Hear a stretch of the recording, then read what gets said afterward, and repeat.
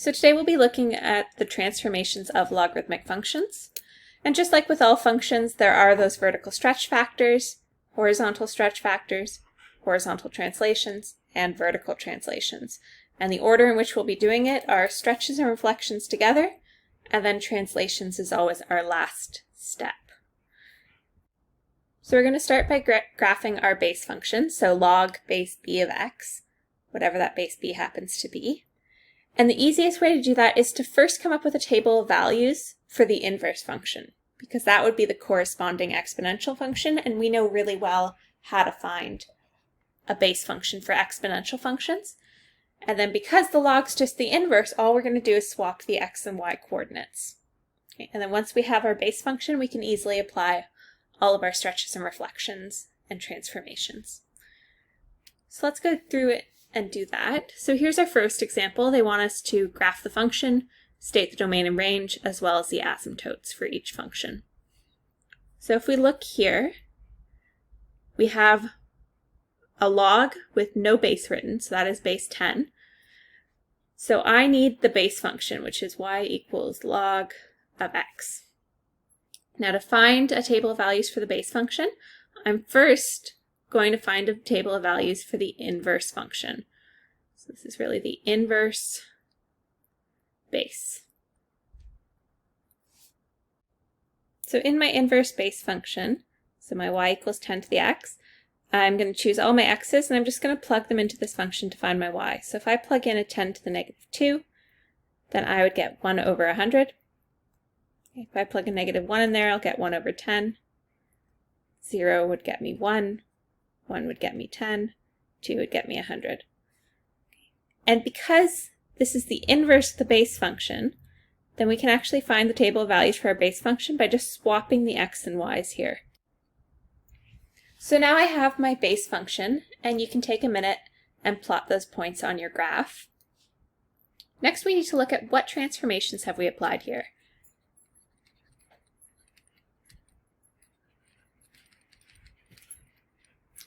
So if we look, we've moved right 1 unit and we've moved up 5 units. So I've already graphed my base function down here. Okay, so that's just plotting the points. I can only really plot 3 of them, but it was enough to give me that shape of the logarithmic function.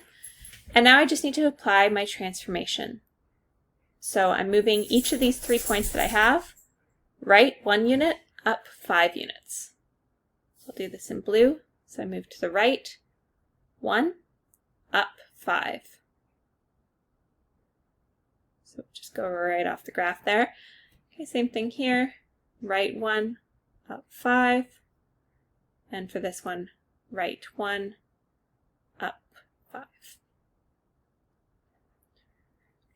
What would also happen is the asymptote, which is usually along the y-axis, it will be affected by movements left and right. So by moving right 1 unit, we'll also be moving that asymptote to the right 1 unit. So I'm going to draw in my new asymptote. And that asymptote is at the line of x equals 1. Okay. And now I can just draw in my graph by connecting the points and approaching that asymptote. And there in blue is my graph of y equals log of x minus 1 plus 5. So once you guys have that base function, very similar steps to all the other transformation questions that you've done before. Okay, and it did ask us for domain and range. Domain and range are easiest to do once we already have the graph.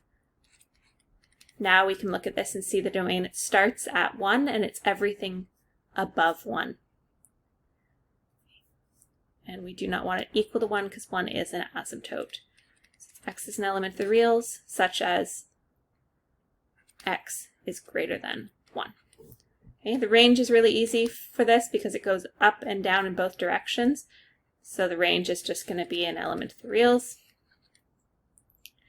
And then for our vertical asymptote, we already wrote it out. It has the equation of x equals 1. So there is our graph. So here's the next one. So once again, it's base 10, so I've just copied out the same two tables that I had before, and I'll be graphing the exact same base function down below. But we do have more transformations this time. And remember, whenever you have a k-value, you need to make sure that it's factored out before you read off the horizontal translation. So here we're going to have to factor that 2 out inside the log.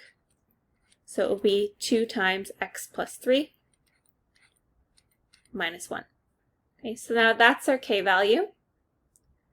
And then we're going to move left 3 units and down 1 unit. So let's write that out. So there's our horizontal compression by a half, which means it's going to be squished horizontally, and then the translation down 1, left 3. So we're going to do the compression first, and then we'll do the translations.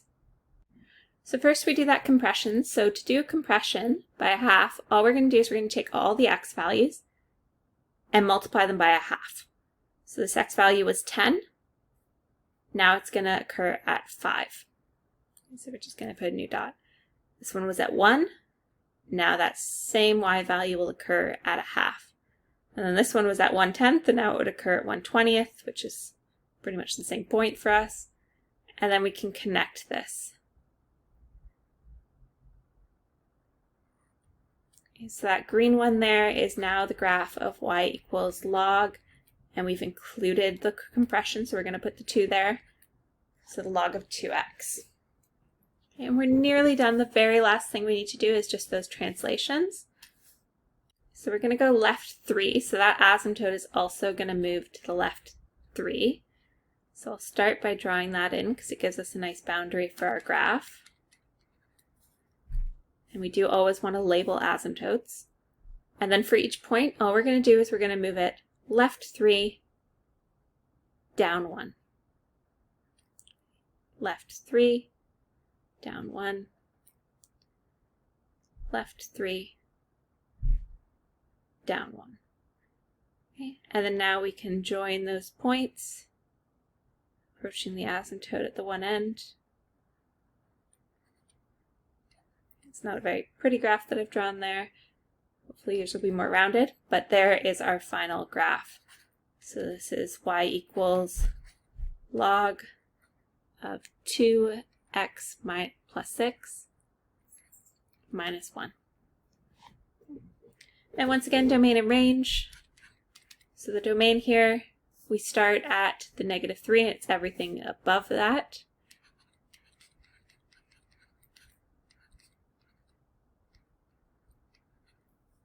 And the range, it goes on in both directions, so it's just anything that's an element of the real numbers. And then we have that vertical asymptote at x equals -3. Okay.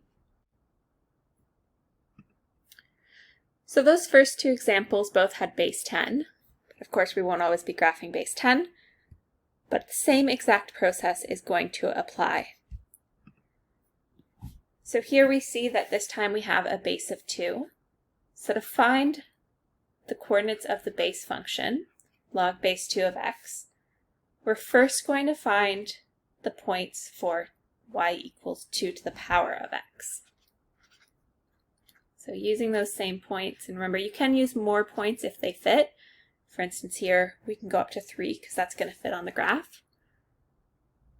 And you just plug it in. So 2 to the power of -2 would be 1/4. 2 to the power of -1 would be a half. 1, 2, 4, 8. Okay, and then to get the log, all we've done is swapped all the x and y's.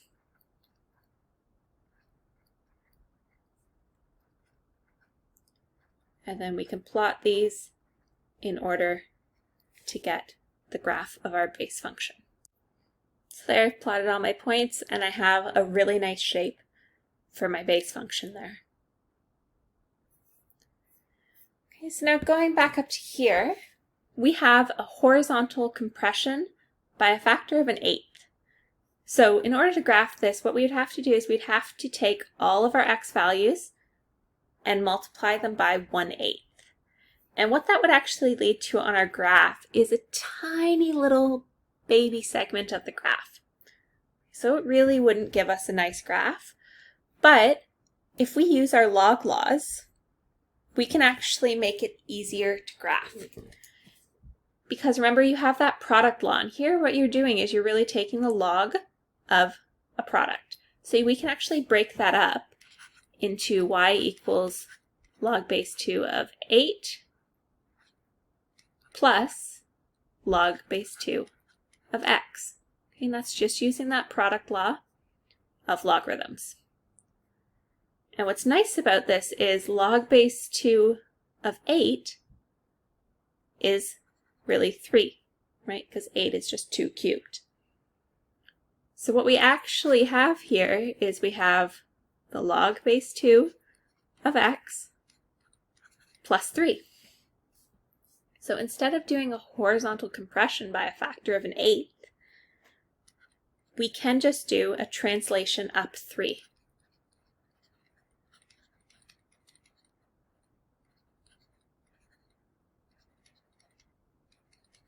And it's going to give us the exact same graph, but in fact it's going to give us a wider section of the graph. So by doing some log laws and simplifying some things first, it sometimes helps you graph something that's simpler. Okay? Graphing the 1/8 would be ugly. Moving things up 3, super easy to do. So let's do that now. So each of these points, I'm just moving them up 3 units.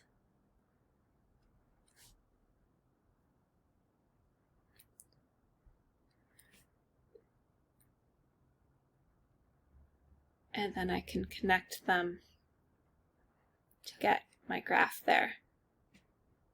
And now this is really y equals the graph of log base 2 of 8x. Now you might be saying to yourself, that's not giving us the same graph. It actually is. So if we took, for instance, this last point here, the x value was an 8. So if we did 8 times 1/8, this point would get us down to the 1. And if you look, there is a point there. Okay, and that's true for all of these.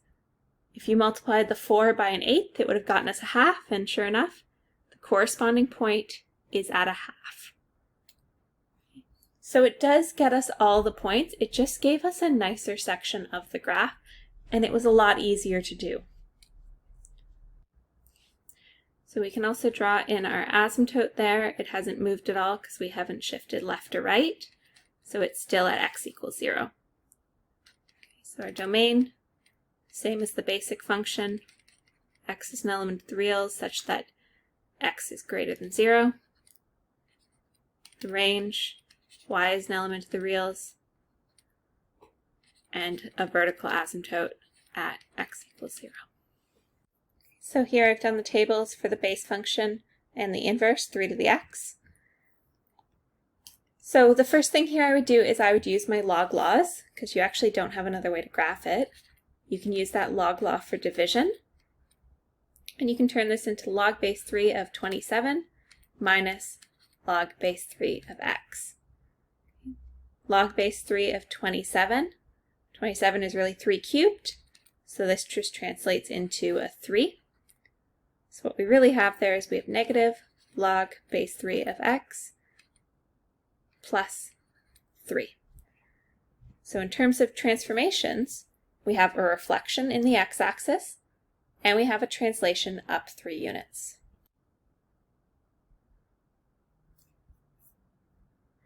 So here I have my base function. So first I'm going to do my reflections.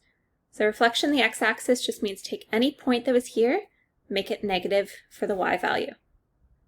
So positive 1 becomes negative 1, 0 stays 0, and this 1/3 would become positive 1/3. So there is my graph with the reflection. And then the very last thing I have to do is move everything up 3 units. Okay. And my asymptote hasn't changed at all because we haven't moved left or right, so it's still at x equals 0. And then off to the side here, I'll just write out domain and range. And there we have our graph.